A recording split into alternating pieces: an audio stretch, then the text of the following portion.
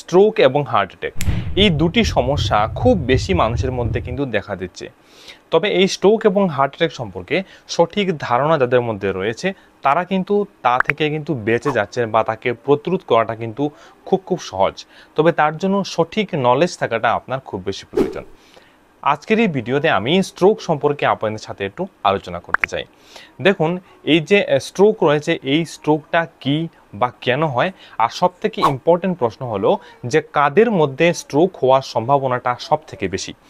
আপনি এই ভিডিওটা দেখছেন, আপনার পরিবারে অনেক লোক রয়েছেন বা আপনি নিজেও রয়েছেন।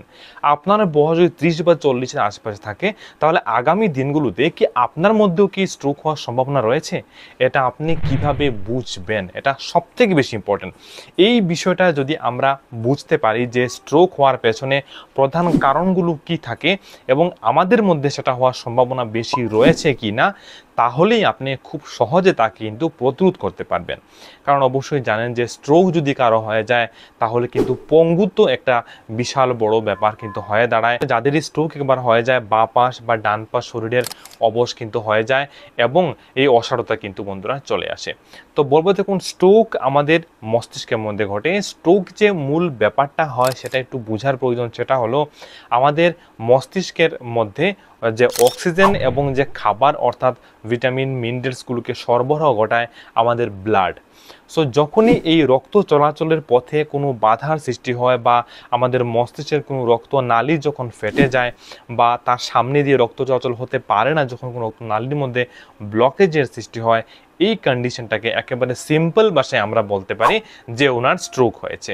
প্রধানত দেখা যায় স্ট্রোক আমরা দুই প্রকারের দেখে থাকি, একটা হলো ইসকেমিক স্ট্রোক আর একটা হলো হ্যামোরেজিং স্ট্রোক।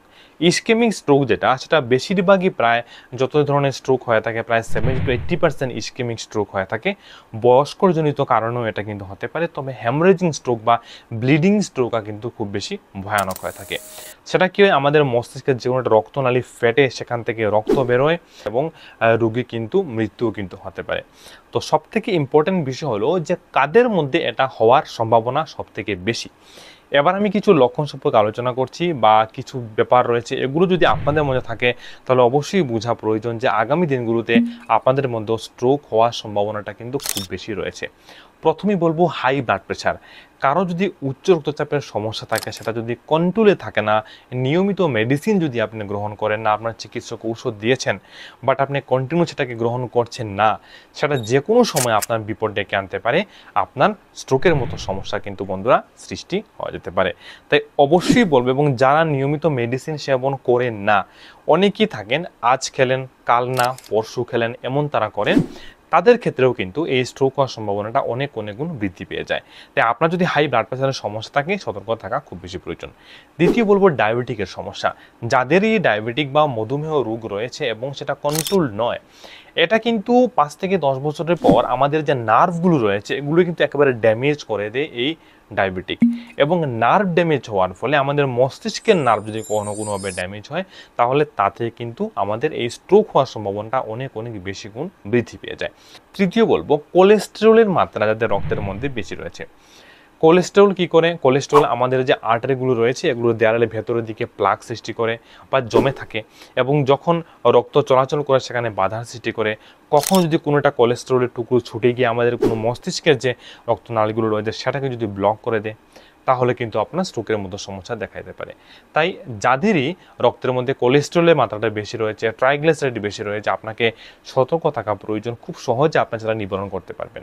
আমি এই বিষয়ে অনেক ভিডিও আমার চ্যানেলে বানিয়ে রেখেছি, এগুলো দেখলে আপনারা সঠিক তথ্য কিন্তু পেয়ে যাবেন এবং খুব সহজে ঘরোয়া উপায়ে আপনি এই কোলেস্টেরলটাকে কন্ট্রোল করতে কিন্তু পারবেন। ভিডিওটার লিঙ্ক আই বটনে বা এই ভিডিওটার শেষের দিকে আপনি অবশ্যই কিন্তু পেয়ে যাবেন, সেখান থেকে অবশ্যই দেখে নেবেন। তারপর বলবো TIA অর্থাৎ মিনি স্ট্রোক আমরা এটাকে বলে থাকি। হঠাৎ করে কারো দেখবেন যে উনি অজ্ঞান হয়ে গেছেন, ওনাকে হাসপাতালে নিয়ে যেতে যেতে উনি আবার ঠিক হয়ে যান।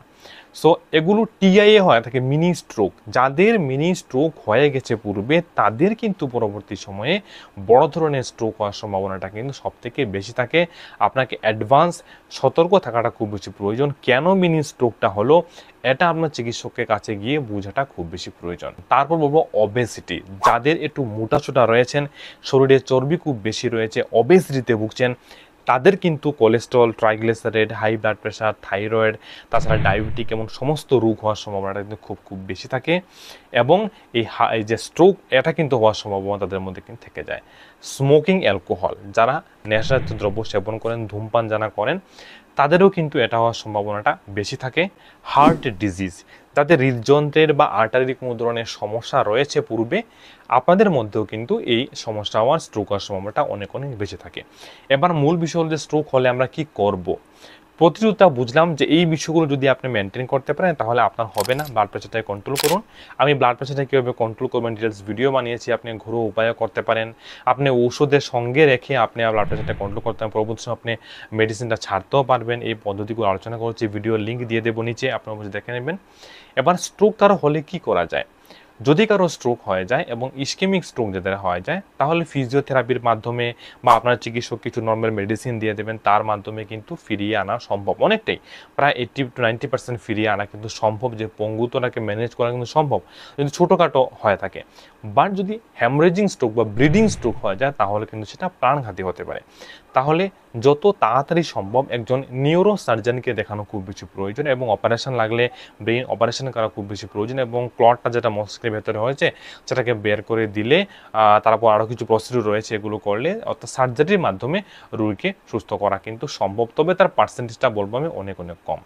সো বন্ধুরা, এই স্ট্রোক সম্পর্কে আপনাদের মধ্যে কোনো প্রশ্ন থাকে অবশ্যই আমাকে লিখে জানাবেন। আপনাদের কোনো প্রশ্ন অবশ্যই লিখবেন, আমি অবশ্যই উত্তর দেওয়ার চেষ্টা করব। আশা করি আজকের ভিডিওটা আপনাদের উপকার হবে। যদি ভালো লাগে এই চ্যানেলের সঙ্গে থাকবেন, ভিডিওতে একটা লাইক দেবেন এবং এই চ্যানেলটাকে সাবস্ক্রাইব করবেন। পাশে থাকা বেল আইকনটি অল সিলেকশন করে দিলে আগামী দিনে এমন স্বাস্থ্য তথ্য আপনি কিন্তু এই চ্যানেলের মাধ্যমে পেয়ে যাবেন।